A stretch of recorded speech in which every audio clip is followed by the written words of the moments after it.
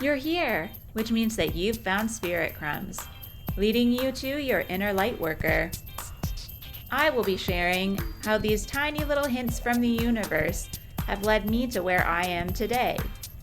I hope that by hearing my story and the stories of others, you'll pick up your own spirit crumbs along the way that will lead you to somewhere magical. Thanks for coming along for the journey. Let's see where it takes us. Hello, and welcome to another episode of Spirit Crumbs. I am your host, Andrea McCallum, and I am an artist and a healing energy facilitator. Today's episode is a little bit more philosophical in nature, and it came to me kind of naturally unfolding over the last few days. I was thinking a lot about what to do for this week's Thursday off, and I really just felt tired. Even though my week was going really well, I actually was the most productive that I'd been in a while, and I feel like that's because I've been giving myself more of that time, even on a daily basis, to just kind of decompress a little bit. And what was really interesting is I knew for some reason that I just didn't feel like doing any art or anything creative. I just wanted to rest. I just wanted to let my mind wander. I wanted to let myself just be, which is the hardest thing for me. And I can't say that I was like 100% doing that, because I remembered that I had an interview to be on another podcast that day. And once I know I have one thing to do, it's kind of like all my brain will allow me to. But I did actually relax, and I kind of just watched TV, did a little bit of reading, and while I was just allowing my mind to wander, I think it started Wednesday night, but I started thinking a lot about just the present moment and what that really means. Because we have this concept of past, present, and future, but knowing that it all exists all the time and that only right now is physical, like 2 seconds from now is no longer the present, it's in the past. And while I was thinking of this, I was scrolling on TikTok at one point, and I believe the account is called Luke Therapy, and he was explaining that once it's in the past, it's really just a memory, and then, in the future is imagination. It's not real. And even though I consciously know this and I've heard it explained a lot of times, I think it was just because I was already in a contemplative mood that I kind of could visualize it differently. It kind of brings this feeling of freedom. And because I've always associated time and freedom in the same kind of energy, and time freedom is something that I value, I was like, you know what, that actually frees up so much of your time if you're not thinking about something that happened in the past, thinking about what you might have said in a conversation that was weird, or the other person might have been offended by, or worrying about the next conversation you have to have, or the next place you have to go, or the next big decision you have to make. The worry is like also not a real thing. It's just us creating scenarios in our heads. I think that's why spirit crumbs are so helpful for me, and why it's been so easy for me to follow them and keep going, is because I'm not thinking about where the end goal is. I rarely do. I have the odd day when I think like what would be like a big dream or something that would be really cool to experience, but I also have this trust that like if I'm meant to experience those things, they're not going to happen overnight. They're going to happen from following the spirit crumbs along the way and trusting my path. And if I'm only ever going to be satisfied when I get to that end point, what if I die before that happens? I know that's dark, and it's like that Scorpio energy that I always bring out. And apparently at this time of year, last year was processing endings. I do like that energy of something finishing. You get to mourn that moment, and then there's this whole new possibility ahead of you. I've made some really big pivots in my life, but I have never felt like I've failed. There's moments where I feel like it, but overall in my life, I've never walked away from an experience that could be seen as a failure without a better understanding of myself, a better understanding of how I relate to others, a better understanding of where I could apply myself more. And then it's just looking at what the next step is. And I think we get overwhelmed thinking that we have to have this particular like template of what a life looks like.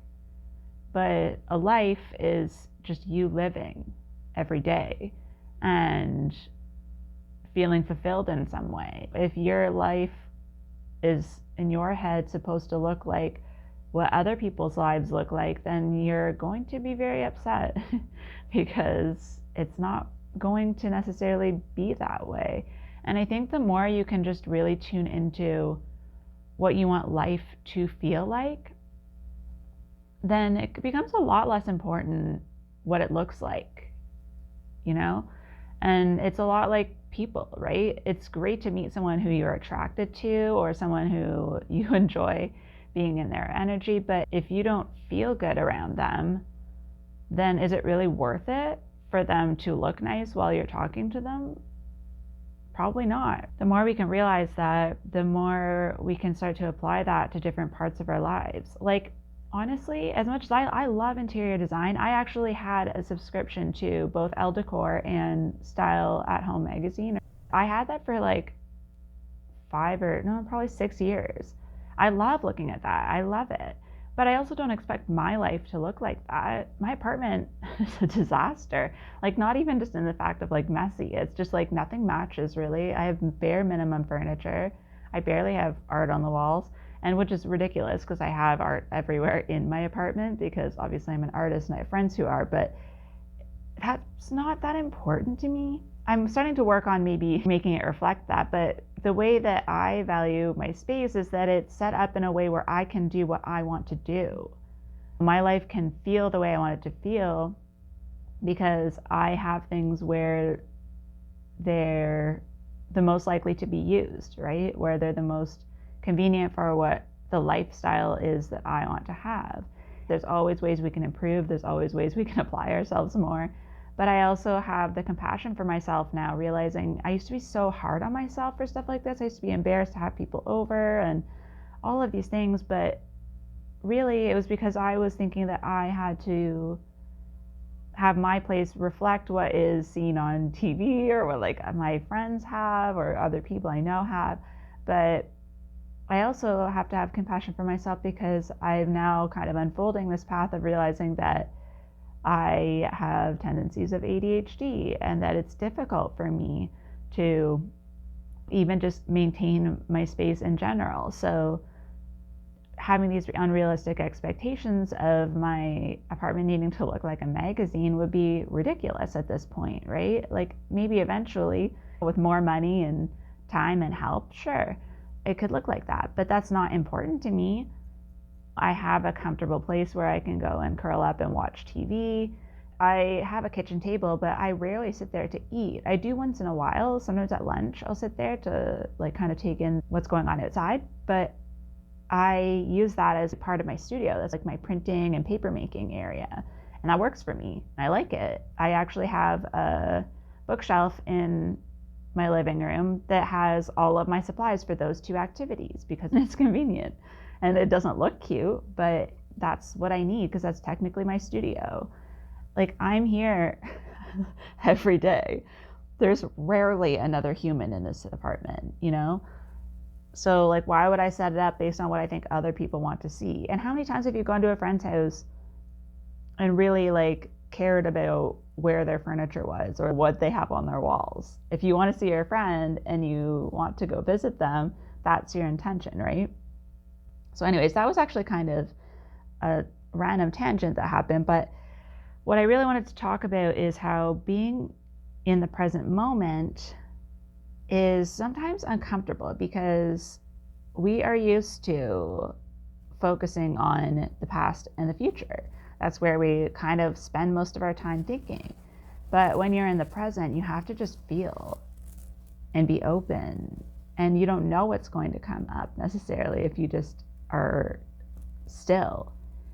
And because we're not always processing what's happening because we're looking ahead or behind us, we are not really sure what's going to come up. And that's why these Thursdays, when I've given myself the time the last couple of weeks, like I said, I've been realizing that I don't actually start doing anything creative, if I do, until like late afternoon, because I'm spending the first time just kind of decompressing and processing.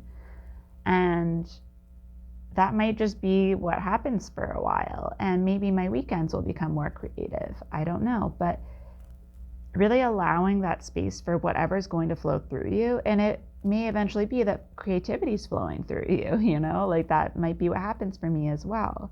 But because time and having that space are so important to me, and I've had those messages, I've really, really tried to find out how to allow that to move through me. And sometimes it's directly connected to trust, and like trusting that I also deserve that time, trusting that what I'm meant to do is going to unfold in that space. Because I think for me, I have this feeling like there's something big that's coming, and I don't know what it is, and I don't know how it's going to disrupt the way my life is now, which is fine. But it's also something that's brand new, which I'm going to talk about a little bit later. The way that I was visualizing after I heard that description of like, you stay still, you are in the present, and time moves through you, I had been thinking about that a lot, and I had this very clear visual. Now, for those of you who are younger, you may not even get this reference. You might even have to look it up, but I'm going to give two different references, so I think you'll at least get one of them, but they're related. So for me, how I saw it was like an old school slide projector, and like you're the one being shown whatever's on these slides. Let's say you're sitting, there's a big like movie theater screen in front of you, or you can picture it like in the living room, like just a white screen, and the images are being projected onto that, and you are sitting and you're only facing that direction. So in this scenario, back in the day, someone had to be the one controlling the slides, whether it was by remote or old school, just pressing the button and clicking them one at a time ahead. But that's the universe, that's source that's doing that. You are still you sitting on the couch watching, but the light is like, in my vision of this, the light is your awareness and your higher self and your soul really shining through these moments to bring your attention to them. So you are able to just see what's in front of you. You're staying still, you're looking, and all of these slides, you have no idea what's coming up next. You didn't put them there, but you're just sitting and allowing them to move forward. And once in a while, you might say, you know, like back in the day, if somebody's showing you like their vacation slides, you might be like, oh, stop on that one. I want to take a look at this. And that's like when we find something that we love and we want to focus on that for a while, and it gets our attention and we're feeling excited about it. And for me, these can also be moments of taking in the moment. So recognizing that this is your human physical experience. It can be moments where you decide to really look at someone's facial expressions and realize that they're unique to them, or really tasting your food. What I try to do at least once a day now is I try to have at least one coffee or tea where I drink the entire thing in one sitting and I don't do anything else. So I might be looking at the window or listening to music, but I sit and I drink the whole cup from start to finish, and I feel how each sip feels in my body, and the flavor and the temperature, and I feel the temperature in my body if it's shifting. And that's so grounding for me, and it really helps me be in the present moment. Sometimes I'm almost in tears by the end of it, because I start realizing like I may not always live here, I may not always have this view, or I'll see an exchange happen between a couple of people outside and just be like, wow, that was so beautiful. I wouldn't have noticed that otherwise. A couple times I've seen a hawk fly by, like right close to my window, because I'm looking outside. And the more we can notice the details in these slides, you know, these moments that we're just sitting here experiencing, the more it becomes a habit, And for me, if you follow me on Instagram, you know I'm often posting sunset photos.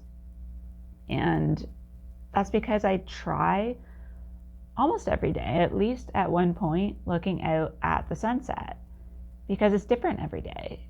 And because the earth is always moving, the sunset happens in a slightly different position every night.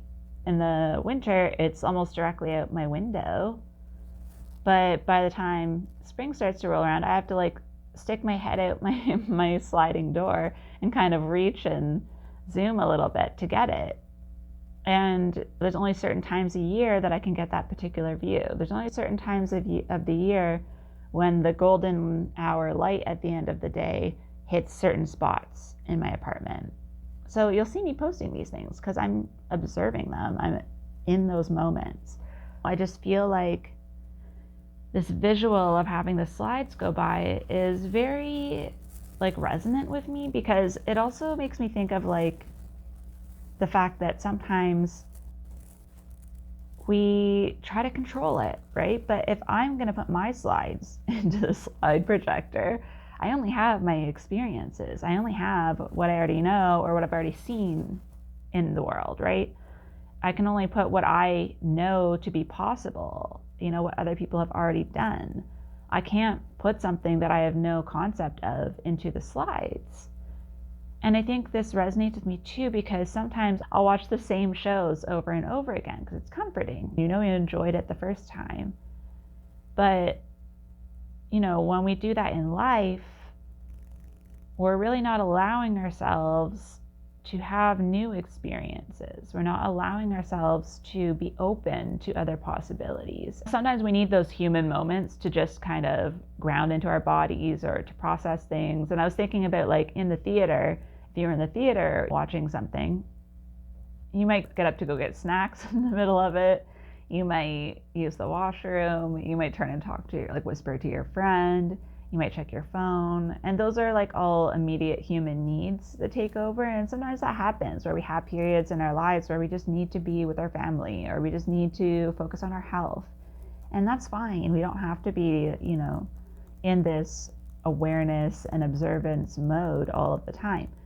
But to know that you're going to come back and continue, and maybe if you're at home, rewind and start again, that's fine. That's acceptable. You know, you're still going to get where you're going. You're still going to allow something to unfold. And I also thought about when really big, scary things happen in our lives where we need the time to grieve. This is kind of like when you're watching a movie and then a scary part happens and you cover your eyes, right? That's kind of how I feel about it, is like sometimes you have to cover your eyes, and then when you're ready to take in what might have happened, you can talk to someone about it and say, okay, what do you think happened? Or like, why did I react that way? You can have a conversation, whether that's with a therapist or someone you trust, someone in your family. I think it's important to acknowledge that sometimes we just can't take in that much, and this is just too much. And that's fine. We're still humans having this experience. Something that's actually kind of funny that ties into this is that when I was a teenager, I had a lot of guy friends, and we would go to watch action movies because like they would pick the movies, and I would fall asleep, and they would get so mad because I just wanted to talk about the movie at the end. And I would say to them, well, whenever there's just like a lot of loud noises and there's no plot, I don't know like the point of it, I just fall asleep. Like it doesn't hold my attention. And I think that's also true in life, is like when everything just feels too noisy and there's just too much happening.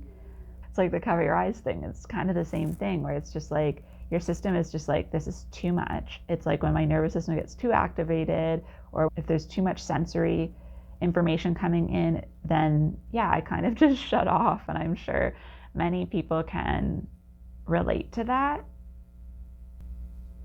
And then the other side of this, because we're talking about slides originally and somebody like clicking through one at a time and they're kind of more static, when things start to feel exciting and you start to really enjoy the story, it feels to me like that's when it turns into a movie where it's like a continuous flow and things are just happening and you're into it and you feel like you're in the movie, right, when you're watching it. And I feel like that's when your life feels more effortless, like when you're following and trusting the spirit crumbs that come up.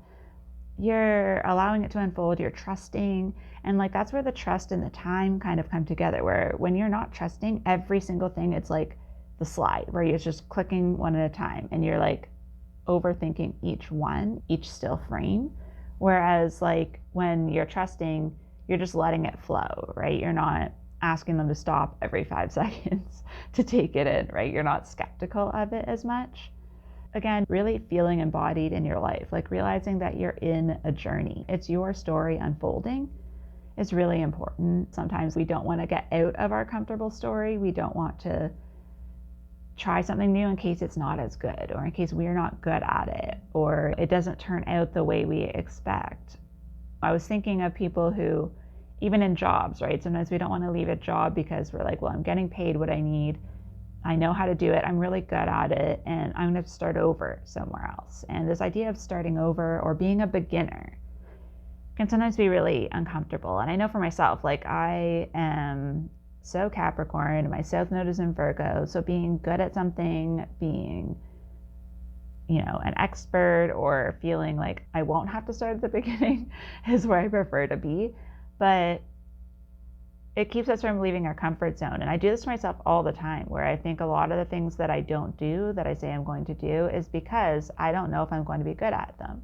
I don't know if people are going to like it. And at the end of the day, to be honest, most of my art is not something that I've made based on what other people might like, but it's more just me, if I'm going to like it, if I'm going to feel that it's good. Once I start doing something, I kind of forget about that. It's just getting started. And I think that's the hardest part in making the transition, is starting the new thing. Because sometimes we don't know where to start because we're not the expert. We think of being new at something as being bad. And to be honest, I've heard this so many times, especially in creative things, is like you have to be bad at the beginning before you can be good at it. And I actually had a dream that was this whole long thing with a whole group of people I didn't know. And it was this whole journey. I think we were in like a mall food court at one point. I have no idea what was happening. But all I remember is the last part was one of us, I don't know if it was me saying it to them or them saying it to me, but it was saying, you have to be bad at it. It was actually part of my dream. And I was like, oh my gosh, that is such a clear message, because I'm trying new things with my art, and that's always a scary place to be. And it is also the most fun. I'm sure you can all relate to this. Sometimes when you've been doing something a long time, like, yeah, you're still enjoying it, but it's not as fun as like the first time something works. The first time you try something new and it looks good. The first time you show it to someone and they love it, right? Those things only come once. Like, yeah, we'll still have good reception for things later, but like the first time you do something and it works is the most exciting. And I think keeping that in mind, it's this idea of like the beginner's mind, having a new perspective as well. There's this card in the animal spirit deck, which is the earthworm. And that's the whole message of this one, is like you sometimes have to risk being embarrassed and, speaking about things that are new to you, and knowing that that doesn't mean you're going to be bad at them. You could be a natural at it. You could have a totally new perspective, even though you're not perfect at it yet. And also keeping in mind that I feel like you're never 100% starting anything from scratch, because you're bringing all of your past experience into it. And this is especially true for like business or art, anything that's creative and you get to mold and shape. Even if you do something the same that other people are doing, like let's say it's either a new piece of art, like a new art medium, or like a Reiki practice. Every person, even though they might take the same training or they might use the same process to do the thing, you're going to also be bringing all of your past experience. So maybe in Reiki, you already work with crystals and you're going to bring those in. Or maybe you are also someone who loves music and you're going to incorporate music, right? Like it's bringing what you already have to the table that makes it different and makes people want it. So it doesn't matter if you're new, it's new to them too. So keeping that in mind, it's true of art as well.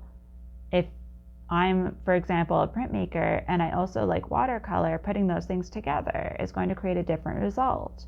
I also have different interests than people. I'm not someone who really always draws representational things. I do a lot of abstract work. So that also might be different, the combination of abstract and realistic, right? And so keeping in mind that people on your journey, they want to be the first one to experience that. They want something new. And so if you're offering it and reframing it in your head that, people get to be the first ones to try this new thing you have to offer, that has its own magic to it. If people have been looking for something new, maybe they've had the same practitioner for something for a long time and they love that person, but they feel like their results are stagnant. Maybe they need something different, and maybe your way of doing things is what they need. And in this time in the world, anything that's going to bring more healing or more hope or more joy to someone is valuable. And if you're also receiving joy from it, that's the most valuable. So I just wanted to bring that perspective to this idea of being in the present moment as well. Like, these two things are linked for me because being in the present moment means being new, being present with the process and learning it. But it also means that being in the present moment means recognizing how you feel right now, where you are, and knowing that the next new thing is eventually going to be the present moment again, right? And that it's okay to be scared to make that jump, but starting something new is just a continuation of your journey. Your journey doesn't stop and then start again. It's still you moving through that space, right? It's still you being where you are, and it's life moving through you. And that's not going to change. You're still going to be you. There's a different version of you with different experiences, different layers. And I don't know where this episode came from, but I just felt like it was important to bring this through. I actually had another idea, which also came to me through Spirit Crumbs, so that'll be next week. But I just really, really wanted to focus on this because I feel like it's so important right now when we can get so overwhelmed with the past and the future, and hoping that you can find some ways to ground into the present and to feel really excited about that and to really get the most out of each of your moments. Thank you so much for joining me on another episode of Spirit Crumbs. You can find me on Instagram for this podcast at Spirit Crumbs, or you can also find me at Concrete and Crystals for my own spiritual offerings and more tidbits about my own journey. Thank you for listening, and we'll see you in the next episode.